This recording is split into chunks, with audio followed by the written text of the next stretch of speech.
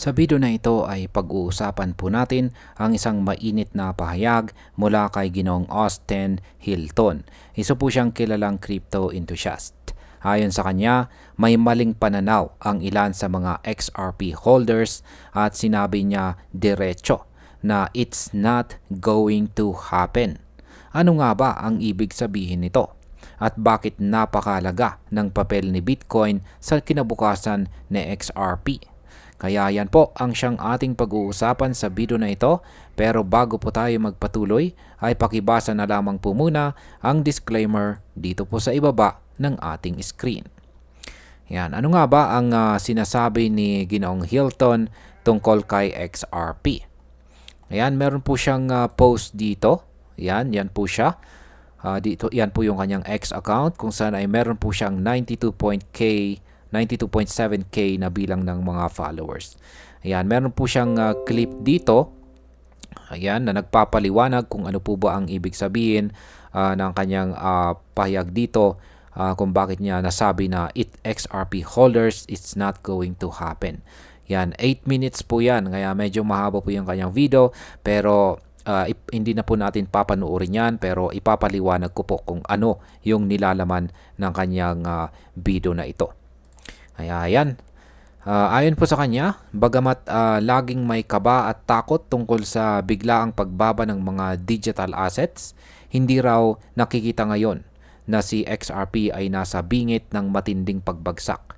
Ibig sabihin, kahit may mga risk pa rin, hindi ito ganon kabigat sa kasalukuyang market condition. Kaya ang possible market impact po dito ay ang ganitong pananaw ay nagbibigay ng konting ginhawa sa mga holders. Kapag naririnig ng investors na hindi inaasahan ang biglang pagbagsak, mas lumalakas po ang kumpiyansa na manatili or mag-hold kay XRP. Ngayon ay bakit po napaka-importante ni Bitcoin para kay XRP? Ipinaliwanag ni Ginoong Hilton na si Bitcoin ang hari ng crypto market dahil hawak niya halos 60% ng total market capitalization. Kaya kung saan pumunta si Bitcoin, madalas ay sumusunod din ang ibang coins gaya ni Ethereum, Cardano at lalo na si XRP. Kung titingnan po natin, kasalukuyang nasa $115,000 si Bitcoin.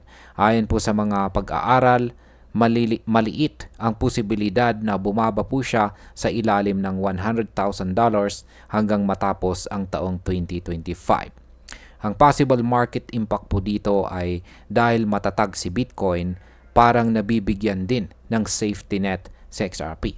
Kung magpapatuloy po ang presyo ni Bitcoin pataas, malaki ang chance na hilahin din niya sa XRP papunta sa mas mataas na value. Ngayon, paano kung bumagsak si Bitcoin? Sabi po ni Ginoong Hilton, kung sakaling bumagsak si Bitcoin, halimbawa sa $80,000, siguradong tatamaan din si XRP. Ngunit kung mananatili po si Bitcoin sa projection na $150,000 hanggang $200,000 bago matapos ang taong 2025, malaking bagay ito para sa paglago ni XRP. Ang possible market impact po dito ay ang senaryong ito ay nagsisilbing gabay para sa mga investors.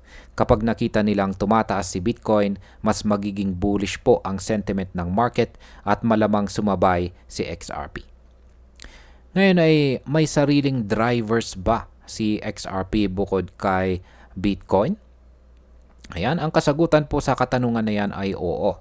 At binanggit din ni Ginoong Hilton na may kanya-kanyang lakas si XRP gaya ng partnerships, acquisitions at mga developments sa regulations at saka institutions.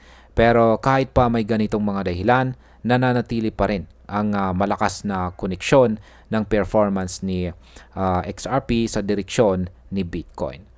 Ang possible market impact po nito ay kung sabay na gumalaw ang dalawang factor na ito, si Bitcoin na tumataas at si XRP na may sariling positive developments, mas malaki ang posibilidad na mas mabilis pa ang pag-angat ni XRP. Ngayon ay ano po ang pinakamasamang scenario kay XRP ayon kay Ginoong Hilton? Ayan. Isa sa mga pangunahing tanong ng mga holders ay hanggang saan ba talaga ang pwedeng ibagsak ni XRP? At ang sagot po ni Ginong Hilton, kahit bumalik po si Bitcoin sa presyong $100,000, hindi raw babagsak si XRP sa sobrang baba gaya ng 0.50 or 50 cents. Ang downside risk ay mas nakikita niyang mananatili sa ibabaw ng $2 maliban na lang kung may sobrang matinding global event na mangyari. Kaya ang possible impact po nito sa market ay malaking bagay ito dahil binibigyan nito ng assurance ang mga holders. Kapag alam nilang hindi ganon kalalim ang posibleng pagbagsak, mas lumalakas po ang tiwala na i-hold or hawakan si XRP ng mas matagal. Ano naman po ang upside or magandang scenario para kay XRP? Yan, ayon po ulit kay Ginong Hilton, kung magpapatuloy po ang lakas ni Bitcoin at umabot ito sa presyong $150,000 hanggang $200,000, posibleng sumama si XRP at pumalo po sa pagitan ng $4 hanggang $10 bago po matapos ang taong 2025. At kung may dagdag pang catalyst gaya po ng exchange traded funds o malalaking partnerships, posibleng mas mataas pa ang maaabot nito. Sa market impact, kapag lumabas ang mga balitang may bagong partnership or ETF, ito ay automatic na magiging bullish signal para sa mga investors. Ang ganitong klase ng hype ay maaring magtulak sa mas maraming bagong tao na pumasok kay XRP. Yan, bilang panghuling katanungan ay bakit po mahalagang hindi ihiwalay sa XRP sa kabuuang galaw ng market? Ipinunto rin ni Ginong Hilton na dapat laging makita si XRP sa mas malawak na galaw ng buong crypto market. Kasi ang realidad, lahat ng major coins ay konektado sa kung anong direksyon ang tinatahak ni Bitcoin. Kapag bullish po si Bitcoin, halos lahat po ay nadadamay pataas. Kapag bearish naman po siya, madalas ay buong market ang nadadala pababa. Kaya ang possible market impact po dito ay ito ang dahilan kung bakit napakahalaga para sa mga XRP holders na bantayan hindi lang ang galaw ni XRP kundi lalo na ang kilos ni Bitcoin. Bilang panghuli, kung titingnan po natin ang lahat ng punto ni Ginoong Hilton, malinaw na hindi niya sinasabi na siguradong tataas si XRP sa specific na presyo. Ang sinasabi niya ay may limitadong downside risk ngayon at nasa magandang posisyon po ang parehong si Bitcoin at XRP para sa long-term growth.